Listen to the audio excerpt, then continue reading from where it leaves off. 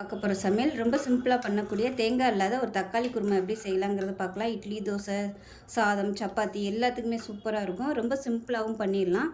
வாங்க அது எப்படி செய்யலாங்கிறத பார்க்கலாம். ஜார் எடுத்துக்கலாம். 2 டேபிள் ஸ்பூன் பொட்டுக்கடலை சேர்த்துக்கலாம். 1 டீஸ்பூன் சோம்பு, சின்னதாக ஒரு 3 துண்டு பட்டை, இது எல்லாத்தையுமே நைஸாக பொடி பண்ணிக்கலாம். இப்போ அதே மிக்ஸி ஜாரில் ஒரு 4-5 துண்டு இஞ்சி சேர்த்துக்கலாம். காரத்துக்கு தேவையான அளவுக்கு பச்சை மிளகா சேர்த்துக்கலாம். ஒரு 7 பச்சை மிளகா சேர்த்துருக்கேன். உங்களோட காரத்துக்கு தகுந்த மாதிரி சேர்த்துக்கோங்க. 2 உடச்சிட்டு சேர்த்துக்கோங்க. இப்போ இதையும் 1-2 நம்ம பொடிச்சிட்டு வந்துடலாம். இந்த மாதிரி அரைச்சி எடுத்துக்கணும். இப்போ ஒரு குக்கர் எடுத்துக்கலாம்.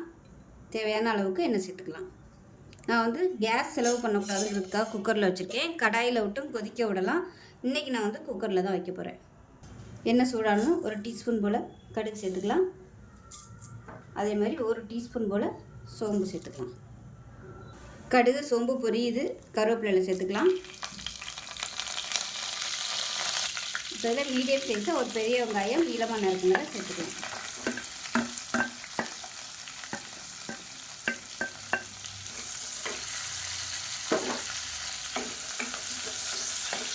வெங்காயம் வதங்குறதுக்கு உப்பு சேர்த்துக்கலாம்.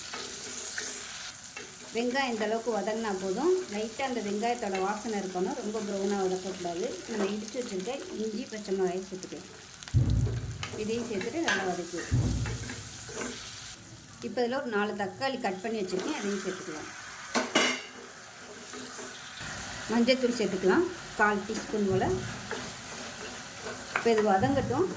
இந்த சைடு பார்த்திங்கன்னா நம்ம பொடிச்சு வச்சுருந்த பொட்டுக்கல்ல சோம்பு பொடிச்சதுலேருந்து பாதி எடுத்திருக்கேன். இதை தண்ணி ஊற்றி கரைச்சி வச்சுக்கலாம். இதில் பார்த்திங்கன்னா இதே மாதிரி இன்னொரு பங்கு மிச்சம் இருக்குது. வேணுங்கிற அளவு யூஸ் பண்ணிட்டு மிச்சத்தை வச்சிட்டோம்னா அடுத்து யூஸ் பண்ணிக்கலாம். இப்போ பாருங்கள் தக்காளி ஓரளவுக்கு நல்லா மசிய ஆரம்பிச்சிச்சு. இந்த ஸ்டேஜில் தண்ணி சேர்த்துக்கலாம்.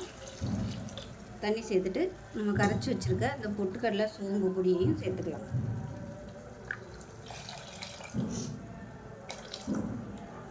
சேர்த்துட்டு கலந்து விட்டுக்கலாம். இது கூடவே கரம் மசாலா 1 டீஸ்பூன் போல் சேர்த்துக்கலாம். காரம் பச்சை மிளகா தான், அதனால் காரத்துக்கு தகுந்த மாதிரி கூடவோ குறைச்சோ சேர்த்துக்கோங்க. இந்த தண்ணியை டேஸ்ட் பண்ணி பார்த்துக்கோங்க. ஒருவேளை காரம் கம்மியாக இருந்துச்சுன்னா ஒரு 2 பச்சை மிளகாயை கிள்ளி இதோட சேர்த்துக்கோங்க. இப்போ குக்கரை மூடி வச்சிடலாம். மூடி வச்சுட்டு 2 விசில் விட்டுட்டு ஸ்டீம் போனதுக்கப்புறம் பார்க்கலாம். இப்போ விசில் விட்டு ஸ்டீம்லாம் நல்லா இறங்கிடுச்சு. எப்படி இருக்குன்னு பார்க்கலாம். பாருங்கள், நல்ல வாசனையான சூப்பரான ஒரு தக்காளி வச்சு குருமா ரெடி ஆயிடுச்சு. தேங்காய் இல்லாமல் நீங்கள் 15 நிமிஷம் கொதிக்க ஒரு இடத்துல இந்த மாதிரி குக்கரில் வச்சிங்கன்னா உங்களுக்கு 3 நிமிஷம் தான் ஆகும் விசில் வர்றதுக்கு.